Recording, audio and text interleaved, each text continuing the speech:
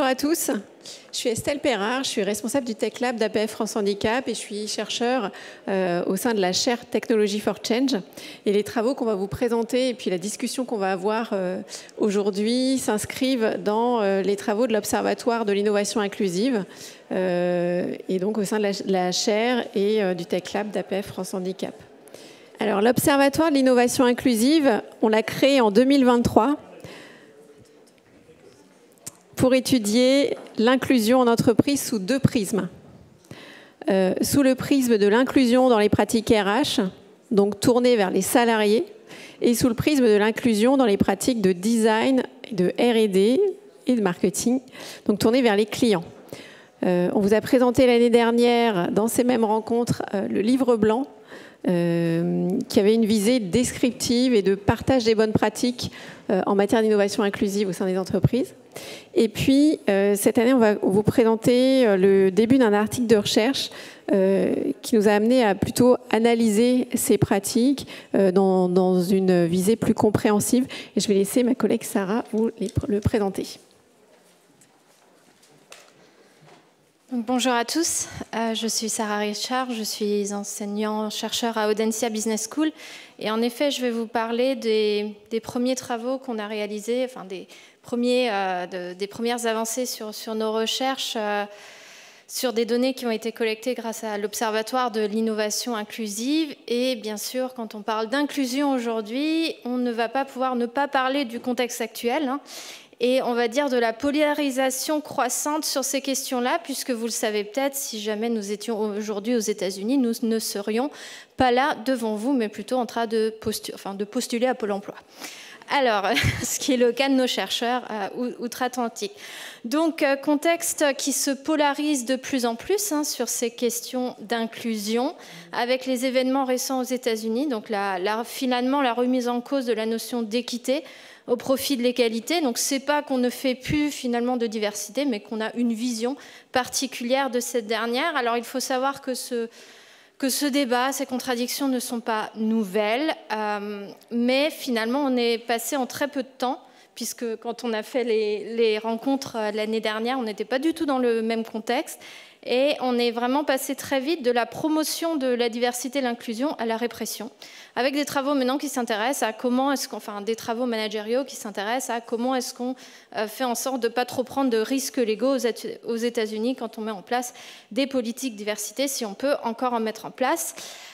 Alors, ce qu'il faut savoir quand même, c'est on fait face à deux mouvements contraires, puisque ces débats autour de la diversité, ils ne sont quand même pas nouveaux, ils ne datent pas des événements récents. Il y a des travaux qui remettent en cause depuis quelques années l'efficacité de ces politiques. Et ce qui est notamment questionné, c'est l'argument business case, de dire, bah voilà, on fait de la diversité pour amener du business.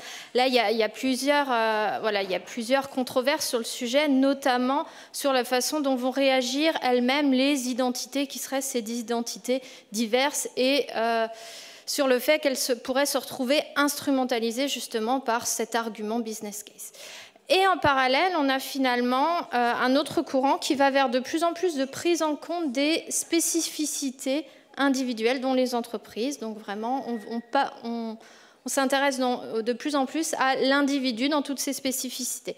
Donc on voit bien qu'il y a deux mouvements contraires, un mouvement qui remet en cause diversité et inclusion et un mouvement qui va au-delà et qui s'intéresse de plus en plus aux individualités. Et justement, quand on s'intéresse aux politiques RH et organisationnelles, on voit bien qu'il y a finalement deux approches en matière de gestion de la diversité et de l'inclusion, et que les entreprises, finalement, elles combinent l'une ou l'autre de ces approches. Elles les combinent, elles ne font pas soit l'une, soit l'autre, mais elles utilisent les deux en même temps.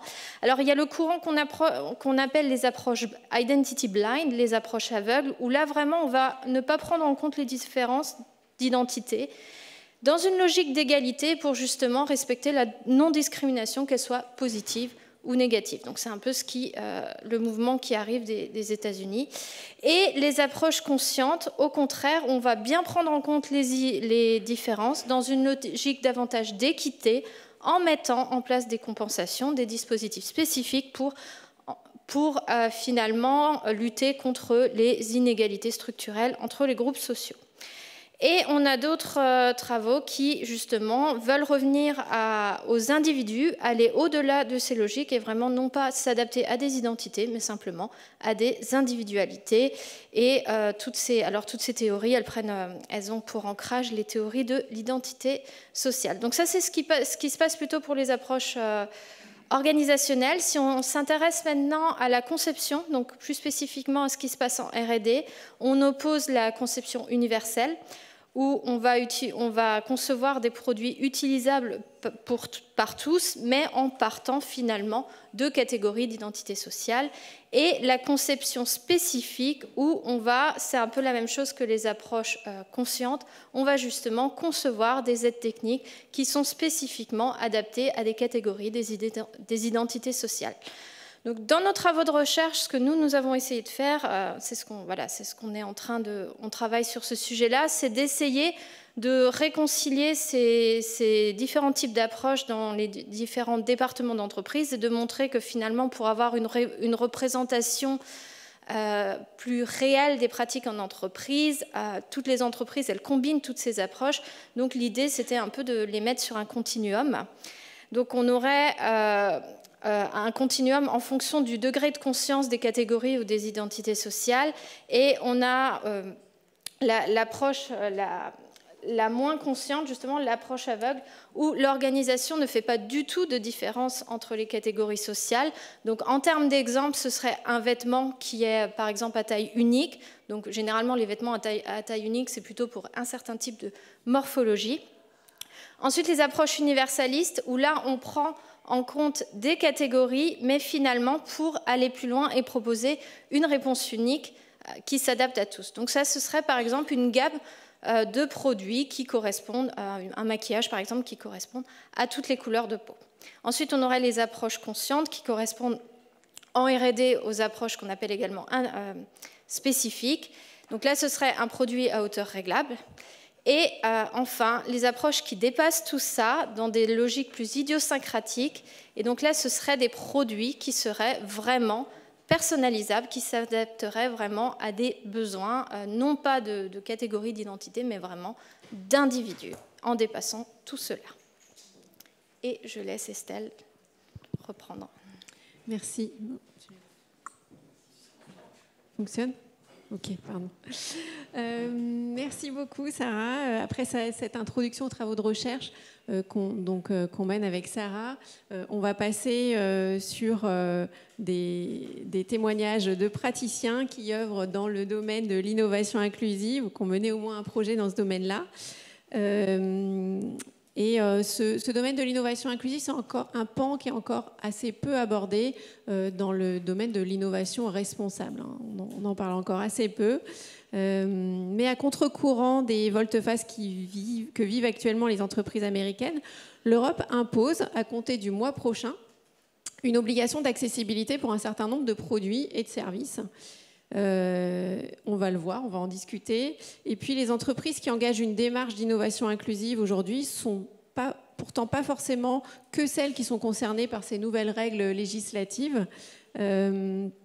Alors innovation inclusive, obligation ou opportunité, c'est ce que nous allons débattre avec nos invités. Donc Éric Alexandre, vous êtes chargé de mission à la délégation ministérielle à l'accessibilité.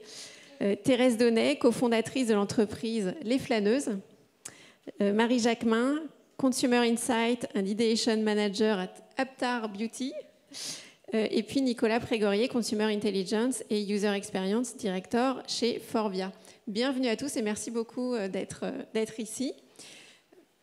Je vous propose de commencer d'abord par le côté un peu contraint de l'innovation inclusive, le contexte réglementaire et le cadre légal. Éric Alexandre, je disais, vous êtes chargé de mission au sein de la délégation ministérielle à l'accessibilité. Au sein de cette direction, l'actualité concerne l'entrée en vigueur du European Accessibility Act, ainsi que sa traduction dans le droit français, prévue pour le 28 juin 2025. Est-ce que vous pouvez nous présenter tout d'abord cette directive européenne ? Oui, bonjour. Donc, cette directive, effectivement, a été transcrite en droit français seulement en 2023, ce qui fait qu'aujourd'hui, on court après le temps pour s'adapter, puisqu'effectivement, elle va s'appliquer le mois prochain, le 28 juin prochain. et elle concerne quasiment tout notre quotidien. Elle concerne toutes les machines, tous les automates, tout ce qu'on a en interface dans les services de transport, à la maison, la téléphonie, la télévision, dans les ERP. C'est-à-dire l'automate où vous tapez 1, 2, 3 quand vous êtes à la mairie pour savoir carte d'identité, passeport, état civil, les machines pour commander vos billets de train, les boîtes où vous faites livrer, où on vous dit vous pourrez retirer votre colis Amazon à tel endroit, la boîte où vous tapez le code. Voilà, toutes ces machines, toutes les machines avec une interface, avec un type de paiement ou autre, vont devoir être accessibles. Donc, bien évidemment, aujourd'hui, compte tenu de la date à laquelle nous avons transcrit ce texte, nous sommes encore, je dirais, dans les phases de préparation, de discussion. Nous, au sein du ministère, là, je suis en discussion, moi, avec toute la direction des transports, avec toute la direction de la construction.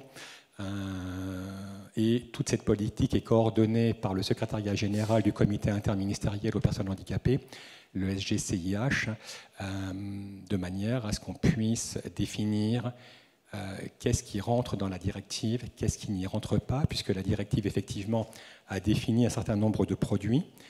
Est-ce que ce sont des listes exhaustives, non exhaustives? Personne ne le sait. Quand on interroge la Commission européenne, les réponses sont interprétatives. Quand on interroge les industriels, c'est interprétatif. Quand on interroge les administrations, c'est interprétatif. Et quand on interroge les organismes de contrôle et de sanctions, comme la DGCCRF, l'ARCEP, l'ARCOM, eux-mêmes, pour le moment, s'interrogent encore sur qu'est-ce qui rentre dans la directive, qu'est-ce qui n'y rentre pas. Merci. Est-ce que vous pouvez peut-être dire deux mots de ce que vous appelez accessibilité finalement dans ce contexte-là, et puis faire référence au référentiel général d'amélioration de l'accessibilité qui avait déjà posé un cadre et nous dire en quoi la nouvelle directive change la donne. Alors le cadre, en fait, il est même bien plus ancien, puisque le cadre, il faut remonter, je dirais, à la transcription par l'Europe de la Convention onusienne sur le droit des personnes handicapées en 2010. Donc, effectivement, on va dire que par décennie, on crante, je dirais, un peu plus d'accessibilité. Qu'est-ce que ça... Je dirais qu'on est... Alors, par rapport à l'intervention juste avant moi, je dirais que la directive, elle est sur une politique universaliste. C'est-à-dire que là, on ne va pas se approcher par catégorie de personnes, valides, personnes âgées, personnes handicapées. Le territoire de l'Union européenne, c'est 80 à 85 millions de personnes handicapées. Et là, je ne parle que de personnes handicapées ou en situation de handicap.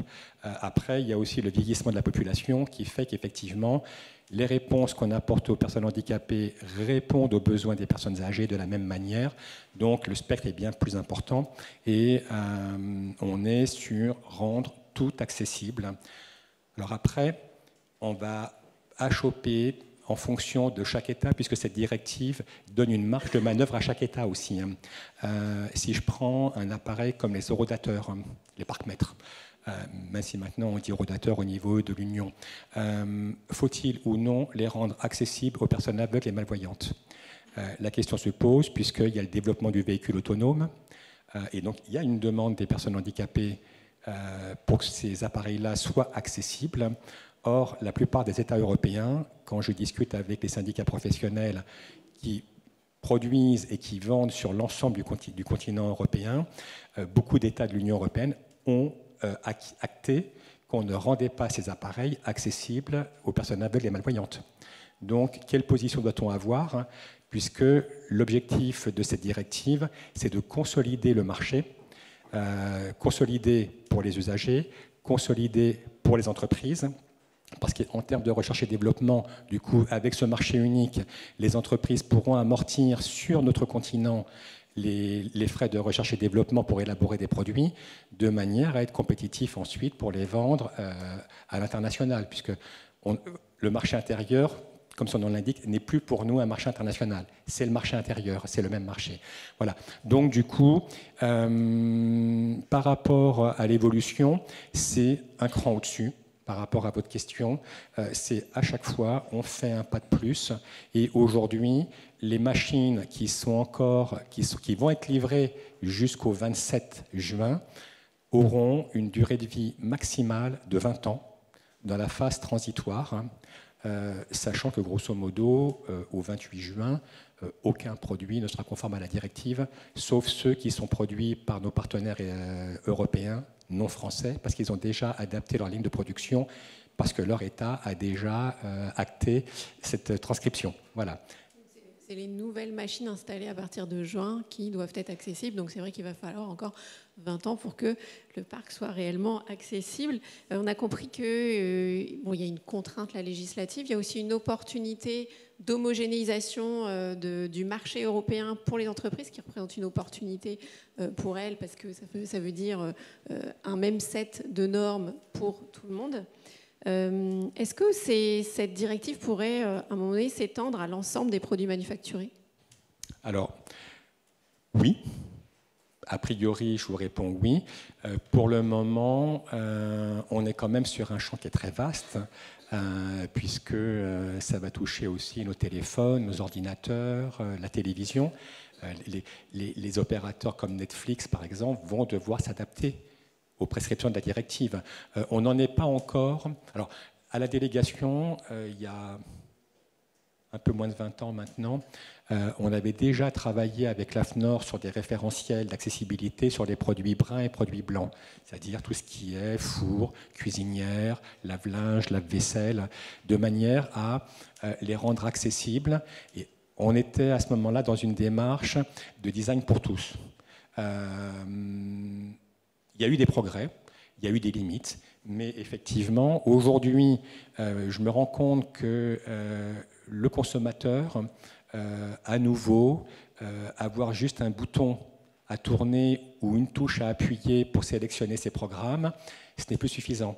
Aujourd'hui, il y a un désir de design, de petites lampes, de diodes, ça fait joli, ça fait moderne. Et là, on revient à nouveau sur des réponses qui ne sont plus complètement accessibles. Mais je dirais c'est cyclique. Je pense que la directive va déjà initier une première démarche de prise en compte de l'accessibilité, parce que là, tout à chacun va s'en rendre compte. Parce que actuellement, si on prend les automates dans les gares, la réglementation, c'est le code de la construction et de l'habitation. Donc on dit une machine, toutes les 20 machines, doit être accessible. Donc, toutes les machines pour commander un billet dans une gare ne sont pas accessibles aux personnes handicapées. C'est 1 tous les 20. Là, avec la directive, c'est 100%. Donc, du coup, 100%, il va forcément y avoir, de manière consciente ou inconsciente, une prise en compte de l'accessibilité. Et puis, s'il faut qu'on réapproche l'AFNOR pour refaire un référentiel de bonnes pratiques sur les produits bruns, produits blancs, les aspirateurs et autres, pourquoi pas? Donc, à suivre sur les aspects réglementaires. Alors, Thérèse Donnet, Marie Jacquemin, Nicolas Prégorier, vos entreprises ne sont pas soumises à ce texte de loi. Vous avez chacun initié une démarche d'innovation inclusive parce que vous y avez vu une opportunité. Est-ce que vous pouvez nous présenter vos entreprises respectives et nous raconter ce qui vous a poussé à initier une démarche d'innovation inclusive, peut-être en commençant par Marie? Oui, alors, ça fonctionne? Oui. Bonjour à tous. Moi, je travaille pour une entreprise qui s'appelle Aptar, qui est une entreprise B2B qui fournit du packaging aux marques. On est présent sur 3 secteurs, la pharmacie, le food and beverage et la beauté. Et donc, moi, j'occupe le poste de Consumer Insight et Ideation Manager en beauty. Alors pourquoi est-ce qu'on s'est penché sur la question de l'innovation inclusive? En fait, ça a été multifactoriel. Dans mon métier, j'accompagne au quotidien les équipes innovation sur les parfums, soins visage, soins du corps, parfums et maquillage.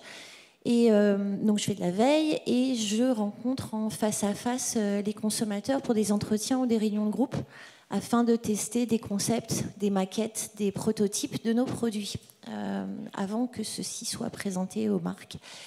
Et au fil des années, j'ai vu de plus en plus de personnes finalement rencontrer des difficultés dans l'utilisation de nos produits, ce qui déjà m'a interpellée. Dans le même temps, autour de 2017-2018, on a commencé à entendre de plus en plus parler de beauté inclusive, notamment avec le lancement de la gamme de fond de teint très large de Rihanna, à tel point que ça a eu un nom, c'était le Fancy Beauty, enfin le Fancy Effect.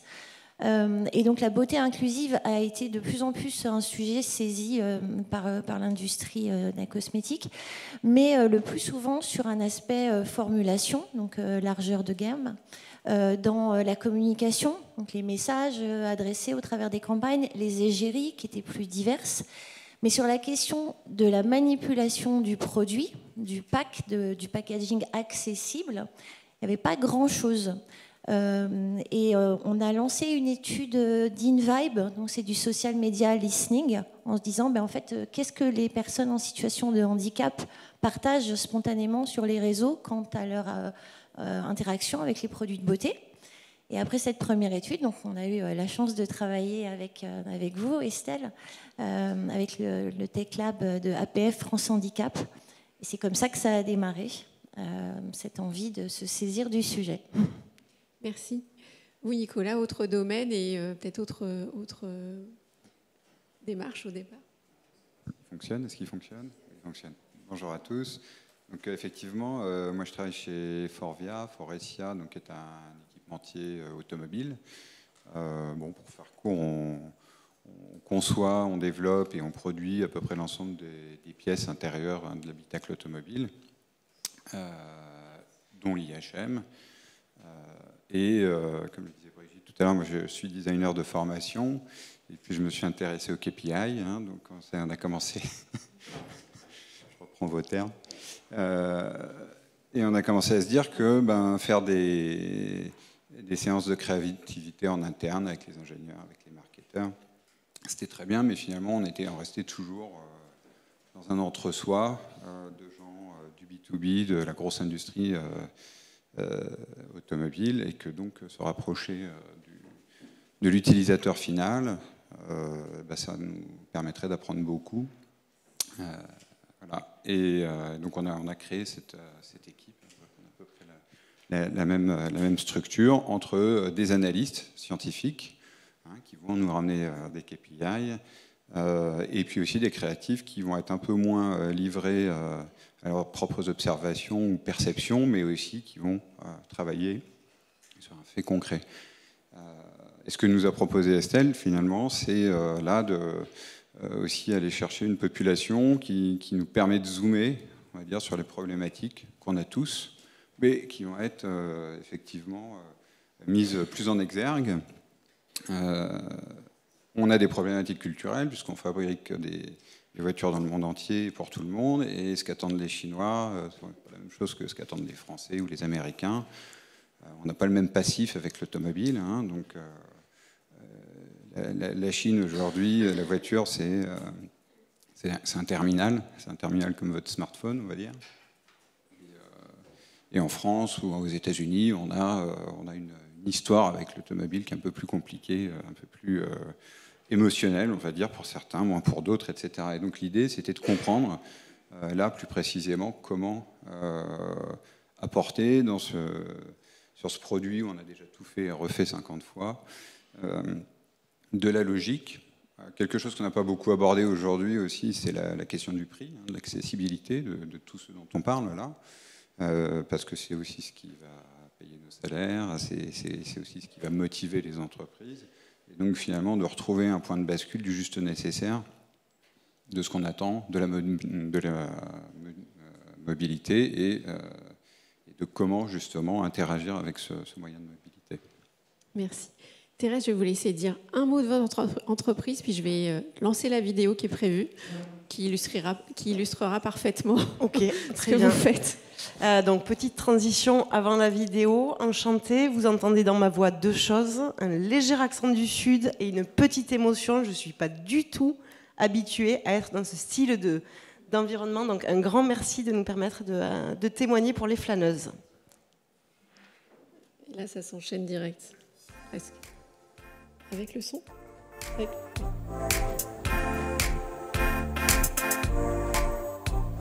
Les flâneuses, c'est la solution. On s'en sert pour porter ses bagages, pour occuper ses enfants, pour s'asseoir, pour s'appuyer ou tout simplement pour se reposer quand on est un peu fatigué. Elles ont 3 avantages. Elles sont fabriquées en France, faciles à stocker et à recycler jusqu'à leur point de départ. Elles disposent d'une certification européenne dite dispositif médical.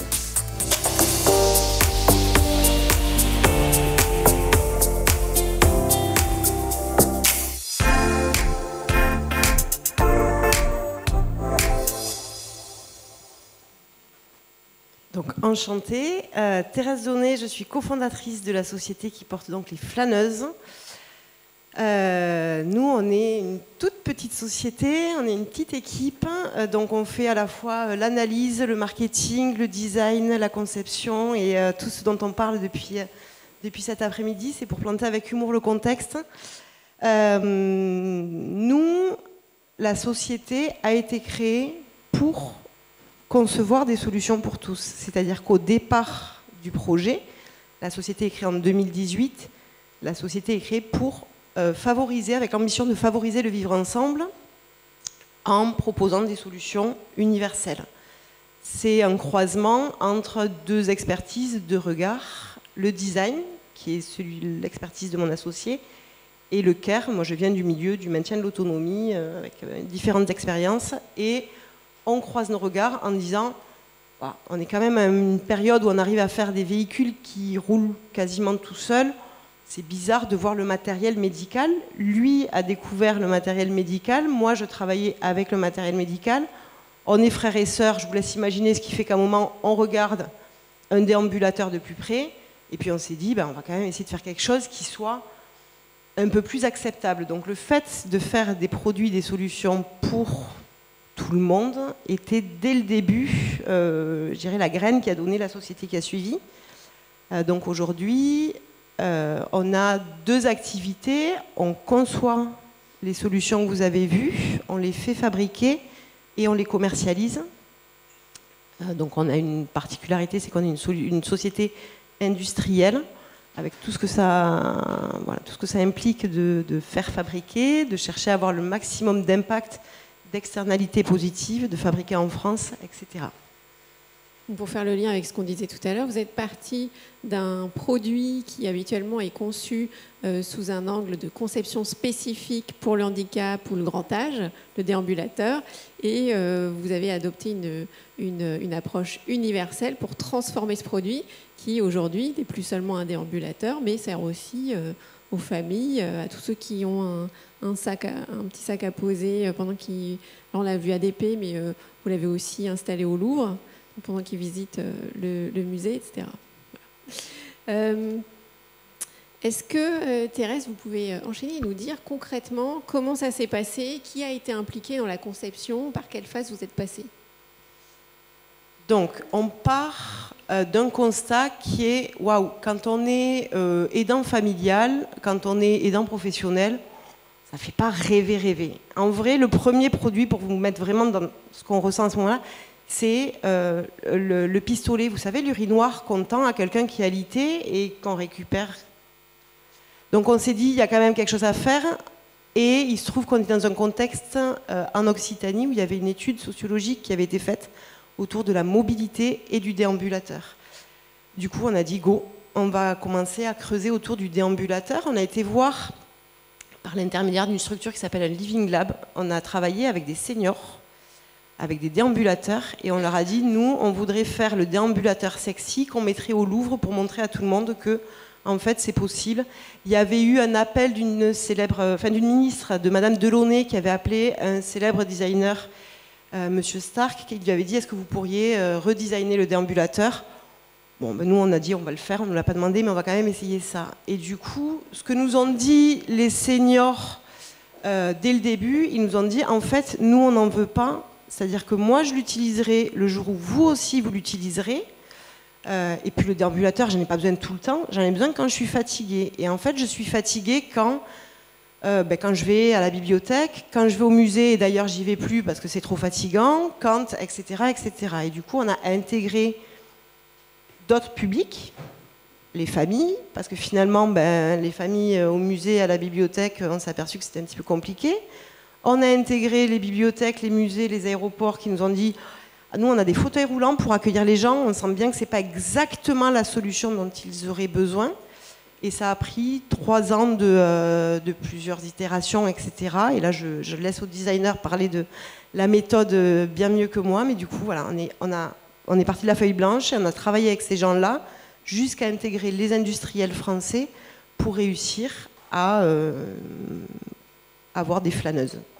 Tout l'enjeu, c'était vraiment l'acceptabilité sociale des dispositifs avec des musées qui avaient déjà en fait, des déambulateurs, des fauteuils roulants qui étaient en fait sous-utilisés parce que même les personnes qui en ont besoin n'ont pas forcément envie de les utiliser, y compris dans un musée. Marie, avec vous, on peut revenir justement sur la démarche de marketing et de design dans votre projet d'innovation inclusive.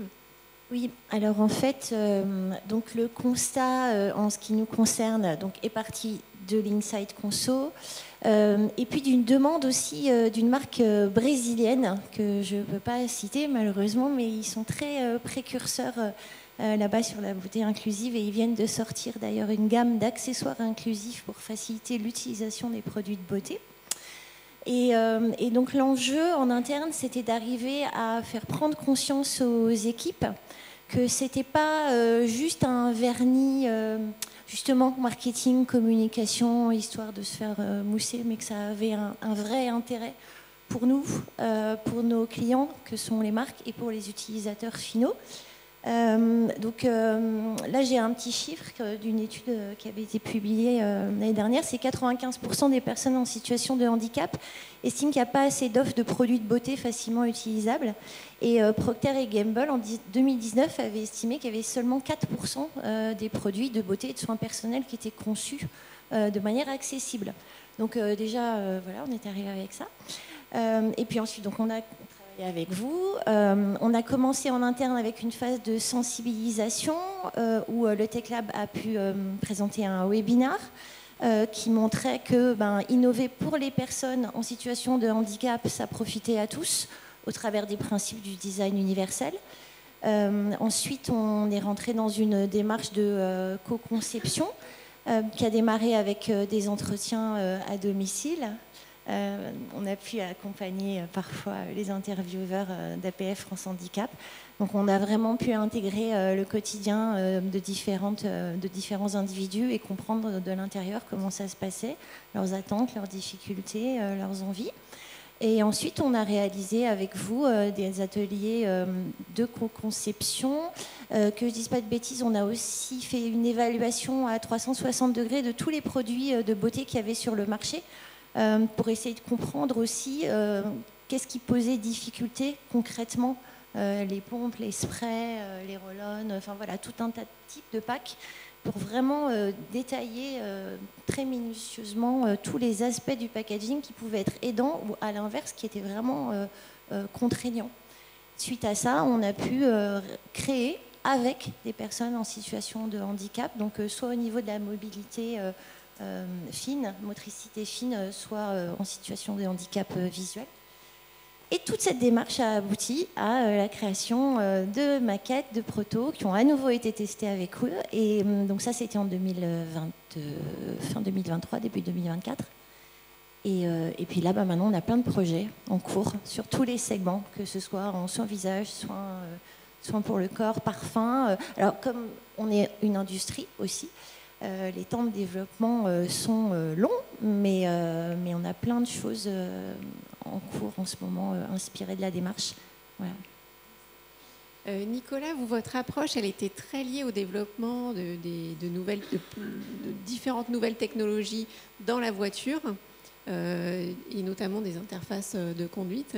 Et très liée à l'idée que quand on implique des personnes en situation de handicap dans la conception, elles vont révéler peut-être des potentielles problématiques, des défauts d'inclusion, des défauts de confort d'usage qu'on verrait moins avec d'autres utilisateurs. Absolument, absolument. Donc on a suivi la même méthodologie, hein, donc mais voilà, effectivement.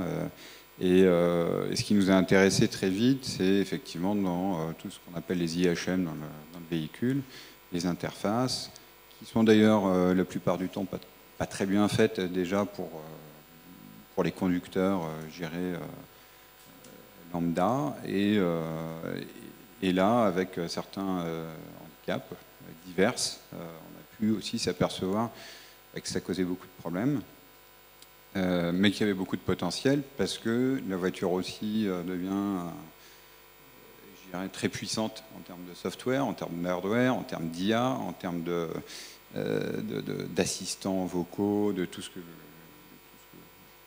qu'on peut voir se développer aujourd'hui. Et donc finalement, d'un côté, une difficulté croissante parce qu'on génère énormément de services. Donc, comment on y accède plus simplement sans se retrouver noyé sous ces services. Et en même temps, comment on va, je dirais, utiliser les technologies déjà mises en œuvre ou à mettre en œuvre du véhicule. Il y a des législations qui nous imposent maintenant pour mesurer l'endormissement des conducteurs, par exemple, d'avoir des caméras dans toutes les voitures. Toutes les nouvelles voitures sont équipées de caméras. Ces caméras, elles peuvent voir plein d'autres choses, et finalement, on peut interagir avec. Donc finalement, ça nous permet aussi de se dire, sortons un peu de cet écran tactile qui est absolument, je dirais, pas du tout sécurisant pour la conduite, qui est je dirais, un effet de mode plus qu'une réponse ergonomique. Et puis en même temps, si on voulait regarder la boutonnerie, est-ce que c'est accessible à tous? Et puis quand on passe de, je dirais, 40 fonctions dans les années 80 à peut-être 300, 500 fonctions actuellement dans un véhicule, on se dit que là, il nous faudrait un sacré clavier, c'est pas top non plus, quoi. Donc tout ça, ça nous a vraiment permis, encore une fois, d'avoir une convergence sur les technologies, sur quels sont les bons choix stratégiques, et faire en sorte que la voiture de demain elle soit plus accessible et qu'elle ne soit pas nécessairement aussi plus chère. J'en reviens à la question du prix qui est déterminante, parce que les voitures, comme vous avez pu l'observer, elles ne sont pas de moins en moins chères, et ça c'est un problème, y compris pour les constructeurs automobiles. Pour finir sur ces aspects de méthode, Eric, est-ce que dans le travail de normalisation portant sur l'accessibilité des produits, est-ce qu'il y a des préconisations quant à la méthode à utiliser ? Oui, en fait, c'est déjà faire avec les personnes handicapées, parce que la meilleure façon de ne pas se tromper, c'est de les intégrer dans la démarche, de manière à ce que ce soit elles qui, en fonction des problématiques, puissent apporter la réponse. Donc nous, dans nos groupes de travail, il n'y a jamais que des valides. C'est une démarche... Alors, quand je vous entends parler, en fait, ça me replonge quasiment 20 ans en arrière, puisque avec la FNOR, on avait monté un groupe réflexion stratégique, et on avait travaillé sur les ouvertures de pots, de tubes, parce qu'effectivement, les personnes handicapées avec une motricité endommagée des membres supérieurs, ouvrir un pot, surtout quand on a déjà utilisé la crème et que les mains glissent dessus, attraper le bouchon d'un tube de dentifrice, pareil, parce que c'était tout petit, tout fin. Voilà. Donc, et sur l'automobile, on a fait un gros travail sur l'accessibilité du poste de conduite, sur l'accessibilité de la voiture. On a même publié un guide avec l'ensemble des carrossiers et des adaptateurs il y a 1 an et demi. Donc, oui, on ne peut pas concevoir sans les personnes handicapées. Pour moi, le plus bel exemple de réussite en la matière, or, je peux citer le nom parce que tout à l'heure, il y avait une intervenante du groupe Orange, toutes les solutions de téléphonie, quand on accompagnait François-René Germain, qui était le directeur monde de la mission accessibilité, au début, lui, il s'est adapté à la silver economy, c'est-à-dire le vieillissement de la population, donc le téléphone à grosses touches, voilà. Et les personnes valides, c'était vendu, non pas dans les boutiques Orange, mais dans les boutiques Arc-en-Ciel, qui étaient vraiment les boutiques dédiées au handicap et au vieillissement. Et là, quand on envoyait un valide âgé dans cette boutique-là, il rejetait le produit sans même le regarder, en disant « mais je ne suis pas handicapé ». Voilà. Donc, du coup, ils ont progressé, et François-René Germain a monté tout un laboratoire de recherche où 90% des salariés du groupe Orange étaient handicapés, avec pas de bras, uniquement des mains aux épaules, aveugles, sourds, en fauteuil, difficultés de motricité. Voilà. Et c'est comme ça qu'ont émergé toutes les solutions qui ont été déployées, non pas en France, seulement en France ou seulement en Europe, mais dans le monde entier. Parce que qu'on soit chinois, japonais, indien, américain ou européen, les problématiques sont les mêmes, en fonction du type de handicap. Et à l'AFNOR, pour revenir sur la normalisation, effectivement, tous les groupes de normalisation, que ce soit en voirie, espace public, en cadre bâti, en transport, en urbanisme, en aménagement, je ne monte pas un groupe de travail si je n'ai pas avec moi la Confédération pour la promotion sociale des aveugles et amblyopes, l'Association des paralysés de France, France Handicap, si je n'ai pas l'UNAPI pour le handicap mental, le handicap psy, et même d'autres types de problématiques qui sont assimilées à du handicap, mais qui ne sont pas reconnues comme handicap à part entière, parce que ça donnerait droit à la PCH, donc à l'indemnité. Donc du coup, on reste sur les 5 grandes familles définies par la loi de 2005, où on avait déjà cranté que le handicap psychique était un handicap à part entière et non plus assimilé à la déficience mentale. Et donc l'UNAPI, les sourds, Bucodes, Unanime, voilà. Si on n'a pas ces gens-là avec nous, on ne peut pas produire des réponses qui donneront satisfaction à tout le monde. Des approches centrées sur l'utilisateur, centrées sur l'humain, on en parlait tout à l'heure. Des approches qui prennent en compte aussi l'acceptabilité sociale des solutions, probablement un travail pour des designers. Mais on rencontre aussi parfois des freins dans ces démarches d'innovation inclusive. Est-ce que vous pouvez nous dire quels freins éventuels ou quelles craintes, quels obstacles vous avez pu rencontrer? Qu'est-ce qui vous a paru compliqué avant, pendant ou après la démarche? Nicolas? Moi, il n'y a pas eu beaucoup de freins, à vrai dire. Peut-être un qui était somme toute flagrant, c'est que quand on a commencé l'approche ethnologique, d'aller voir justement nos groupes de travail, les utilisateurs, on s'est aperçu qu'ils avaient tous des voitures qui étaient extrêmement datées. On en revient toujours à l'accessibilité tarifaire, et que finalement on avait déjà un décalage entre ce qu'ils vivaient avec des véhicules qui avaient 15 ans de moyenne, je dirais, qui sont déjà plus du tout représentatifs des technologies sur lesquelles nous on travaille, où on a plutôt 3 à 5 ans d'avance. Et donc ça, c'était un gap qui était un frein, et je pense que si c'était à refaire, on prendrait le soin de faire des tests, on va dire, utilisateurs, en prenant nos bons utilisateurs et des véhicules qui sont extrêmement récents pour pouvoir, je dirais, ne pas être trop loin des normes des produits qui sortent aujourd'hui. Ça fait partie de l'enjeu aussi de former chacun pour que chacun parle le même langage, former l'utilisateur et puis former le professionnel. Thérèse, des freins, des obstacles? Alors les freins et obstacles que j'ai vus quand on a préparé la table ronde, ils sont plus liés au fait d'innover que de chercher pour qui est-ce qu'on innove, c'est-à-dire que c'est l'innovation, je trouve, qui demande de sensibiliser, etc. Moi, c'est plus une réflexion. Au début du projet, quand on discutait avec des sites, donc musées ou autres, on était orienté vers la personne en charge du handicap, en charge de l'accessibilité, et on avait quand même du mal à faire comprendre que c'était prioritaire, donc ça dépendait un petit peu de comment est-ce que cette question-là était prioritaire ou pas dans les équipes. Aujourd'hui, moi, je parle plus d'accessibilité, je pense que je prononce plus jamais le mot de handicap. On parle expérience de visite, on parle confort de visite, donc du coup je suis mise en lien avec les équipes exploitation. Du coup c'est une priorité parce que oui, bien sûr que avoir des clients satisfaits, c'est une priorité. On n'adresse plus une minorité qui serait des gens en situation de handicap parce que la connaissance fait quand même qu'on évalue à pas beaucoup les gens en situation de handicap, alors que là, nous, on parle à tout le monde. Et du coup, ça, voilà, en termes d'argumentaire commercial, ça a été complexe de faire entendre que l'accessibilité universelle, c'était quelque chose d'essentiel. C'est pas complètement le cas encore. Le handicap n'est pas un bon argumentaire commercial, mais il Alors, est des fois, si... un bon levier pour innover. Donc, je peux donner des noms. Il y a des endroits où, oui, quand on dit le mot handicap, etc., ah oui, oui, oui, parce que quand même, il y a quand même, heureusement, des choses qui encadrent. Et...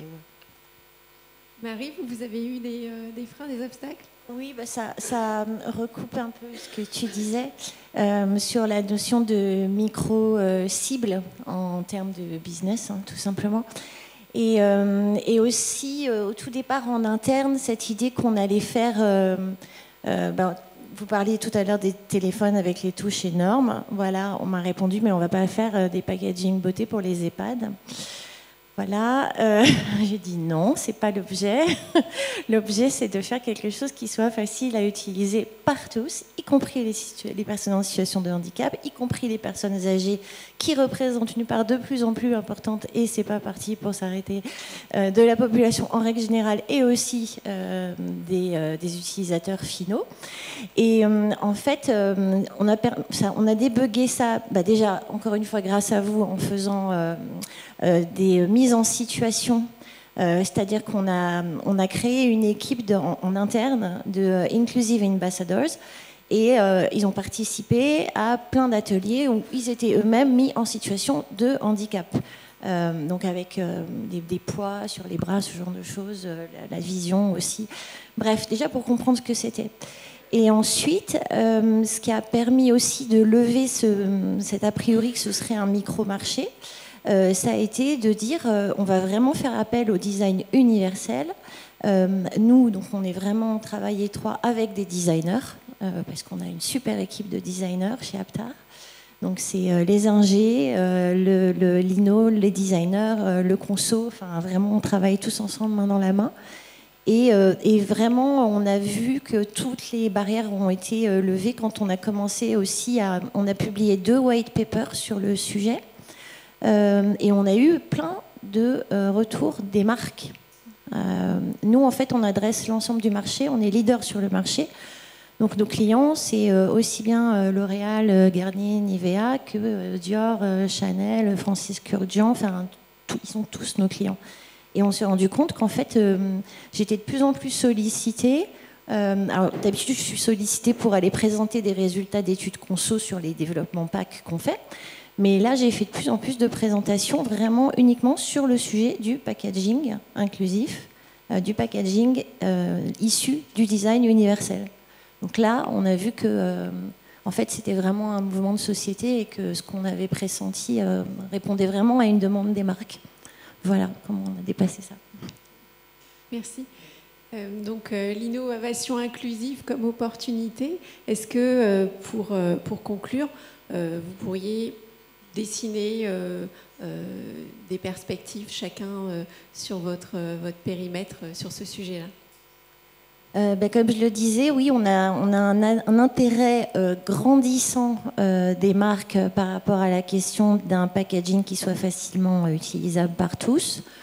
Et on a plein de projets.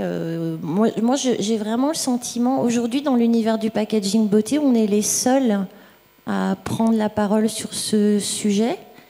Mais j'ai vraiment le sentiment que ça va devenir quelque chose d'incontournable. On parlait de réglementation. On n'a pas attendu que la réglementation impose, puisque pour nous c'est pas le cas. À la fin juin, ça s'applique pas à notre industrie. Mais c'est ce que je disais quand j'avais lancé ce projet en interne, la question du packaging durable, le as less plastic as possible, comme dit. Enfin, il faut vraiment moins de plastique possible, que ce soit recyclable, etc. C'est devenu un incontournable ces dernières années parce qu'il y a eu une loi pour ça, parce que les entreprises, elles ont été contraintes, ou parce qu'elles ont été taxées, parce qu'elles n'ont pas suivi les recommandations. Moi, j'ai vraiment le sentiment que pour la question du pack inclusif, ça va dans le sens de l'histoire. Et que de plus en plus, ça va être la norme. Et nous, en interne, on vous a demandé de nous rédiger des fiches de bonnes pratiques en design universel. Et maintenant, on les intègre. Et ça fait partie du brief. C'est un incontournable, au même titre que la sustainability. Donc ça, c'est une contrainte que nous, on s'applique aujourd'hui. Mais j'ai bon espoir qu'un jour, ce soit appliqué par tout le monde. Voilà. Vous travaillez avec tout le monde. Exactement. Nicolas, des perspectives? Oui, alors pas mal de perspectives, notamment sur les questions d'interaction avec le véhicule, hein, avec une approche multimodale. Bon, on parle d'inclusion, mais effectivement, je parlais tout à l'heure des touchscreens qu'on a, qui sont soit trop loin manuellement, soit trop près visuellement. Il faut savoir que les acheteurs de véhicules en Europe ont 57 ans d'âge moyen. Donc, la presbytie, c'est pas super pour les écrans un peu proches. J'en suis témoin. Voilà, donc, mais par contre, il y a plein d'autres formes de modalités d'interaction, et notamment aujourd'hui, avec les puissances de calcul qu'on a, d'avoir des modalités qui s'approchent beaucoup en fait des interactions qu'on a nous, hein, d'un regard, d'une parole entre humains, on va dire. Et on a vraiment cette possibilité aujourd'hui d'apporter une facilité d'interaction simplement avec une analyse du regard ou des choses comme ça. Donc on travaille beaucoup effectivement là-dessus. Voilà les perspectives. Thérèse, un nouveau produit bientôt ou... Alors oui, il y a un nouveau produit qui est plus dans les cartons. On est au stade du prototype qui a déjà été testé. Donc c'est un produit, on a une gamme de produits. Le premier était pour les établissements intérieurs type musée, bibliothèque, etc. Donc Estelle l'a dit, le Louvre, la Cité des Sciences, vous en avez quelques-unes sur Paris, vous pouvez jeter un œil. Il y a la version aéroport qui est présente sur Paris, sur Marseille et qui se développe bien. Et on a un travail avec un partenaire dont on ne citera pas le nom parce que ça coûte beaucoup trop cher. Mais c'est plutôt du parc d'attractions avec des grandes oreilles. Sauf que, voilà, à partir du moment où on dit ça, quand en face on met une TPE, ça veut dire qu'il faut qu'on se muscle, notamment financièrement. C'est-à-dire qu'on a vraiment des belles choses qui peuvent se passer. Maintenant, on ne pourra pas y aller staffé comme on est aujourd'hui. Donc, du coup, c'est la période où il faut qu'on se staffe pour grandir, qu'on fasse rentrer des partenaires financiers avec nous pour réussir à aller adresser ce qui peut s'adresser et développer l'activité. En phase d'accélération, non? Hein? En phase d'accélération. Ouais, alors je ne sais pas trop ce que ça peut accélérer, mais... Ça fait un moment que vous accélérez, c'est ça. Et Eric, pour terminer... donc là, l'échéance approche pour les entreprises, il y a encore des choses qui vont se définir. Je crois aussi qu'il y a des travaux de normalisation qui portent vraiment sur le processus qui sont en cours, discuter ce que c'est qu'un processus de conception inclusive. Oui, alors là, ce sont des travaux européens. Oui. Ce sont des travaux européens et c'est des travaux qui devraient trouver un aboutissement vraisemblablement 2027-2028. C'est un cran de plus par rapport à la directive, sachant qu'effectivement, cette directive va aussi être accompagnée par une norme européenne qui est en cours de révision, la 301-549, qui, elle, est révisée pour accompagner la directive, mais ce sont des normes d'application volontaire, alors que ce prochain document qui est en cours d'élaboration auprès de la Commission européenne, là, ce sera un texte qui devra aussi être retranscrit en droit. Mais je dirais que je ne suis pas sûr qu'on ait besoin d'empiler des textes, parce que de toute façon, le vieillissement de la population va nous accompagner. Moi, c'est un discours que je tiens depuis 2003, que les associations de personnes handicapées à ce moment-là, ne voulaient pas entendre, en disant nous, on est handicapés, eux, ils sont valides, un peu comme les clients de la boutique Orange. Depuis 2010, là, aujourd'hui, les associations disent c'est même combat.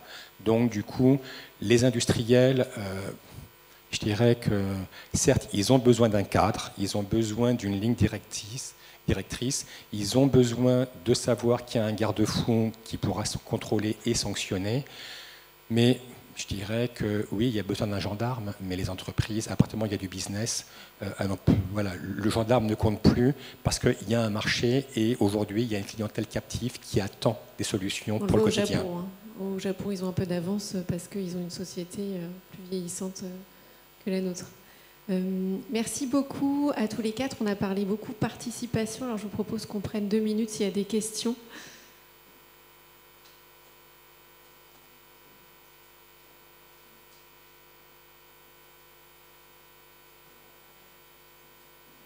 De toute façon, ça s'entretient. Sinon, ça marche.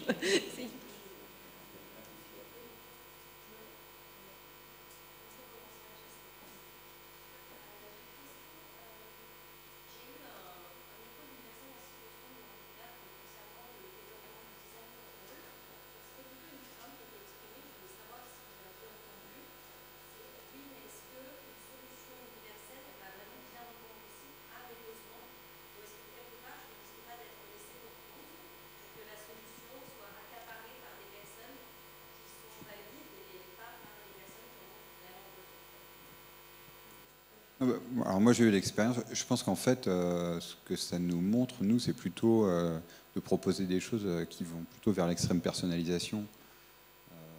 En tout cas dans l'interaction, ce que je disais tout à l'heure, c'est si on a un LLM voilà, un assistant vocal, il va de plus en plus se faire à moi en tant que personne, et voire il va apprendre de ma façon de parler, de façon de réagir. Donc là, les IA, etc., elles vont plutôt aider en termes d'interaction à personnaliser plutôt qu'à faire effectivement une moyenne des besoins de chacun, je dirais.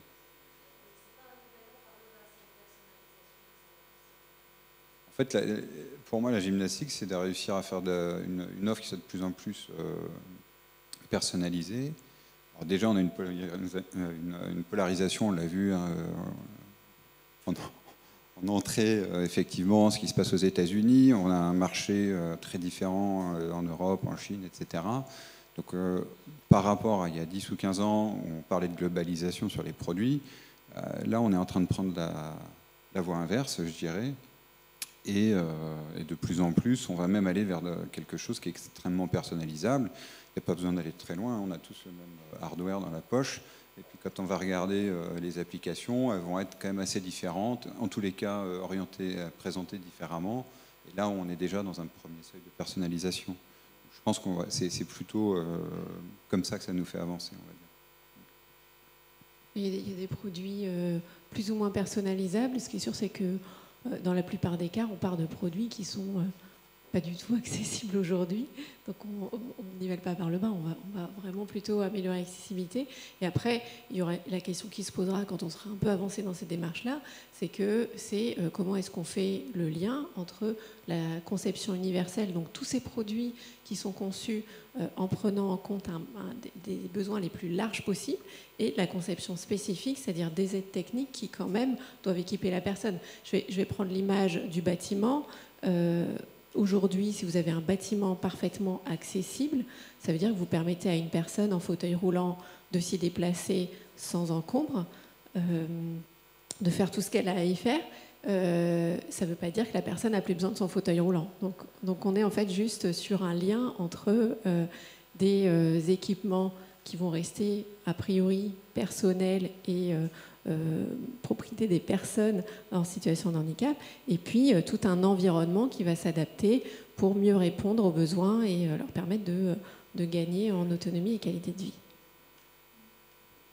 Je compléterai aussi dans la notion de design pour tous, en tout cas en normalisation, on n'est pas sur la solution qui répondra à 100% de tous les besoins de toutes les personnes handicapées. Et en normalisation, la règle d'or, c'est le consensus.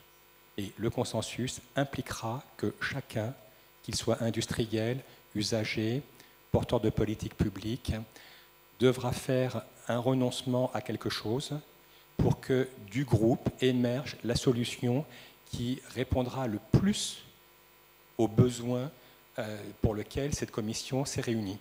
Donc, design pour tous, pour moi, ne veut pas dire 100%, mais dire on couvre le maximum de besoins pour l'ensemble des populations. Puis si je peux juste ajouter une petite chose, parce que le terme nivellement par le bas, moi, ça me fait un peu tiquer. Je vais te donner un exemple très concret sur la question du packaging beauté. On est sur des petits objets du quotidien qui peuvent paraître un peu superflus, mais en fait pas du tout, parce que ça a un lien avec la confiance en soi, avec le bien-être émotionnel, psychologique, bref, plein de choses. Rendre un packaging beauté accessible à tous, ça tient à des petites briques techniques. Typiquement, réduire la force d'actionnement quand on actionne un flacon de parfum ou un flacon pompe de crème pour le visage.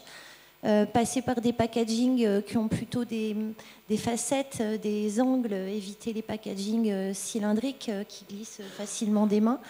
Bref, des petites choses voilà, qui rendent encore une fois l'innovation inclusive et en même temps non stigmatisante, ni pour les personnes qui en ont vraiment besoin, ni pour celles qui ne se rendent pas compte qu'en fait ça va les aider aussi au quotidien. Et donc au contraire, moi je trouve que ça tire vers le haut l'expérience de tous. Et d'ailleurs en interne, tout récemment, j'ai eu la remarque d'un collègue qui m'a dit « mais c'est quand même dingue cette maquette, en fait je l'ai utilisée et je me suis rendu compte que même pour moi c'était quand même beaucoup plus facile ». J'ai dit « bah oui, c'est le concept en fait ». C'est l'idée. On tire vers le haut. Voilà. On va peut-être conclure là-dessus. On n'a plus le temps, mais avec plaisir pour prendre vos questions, parce que là je crois qu'on a une pause.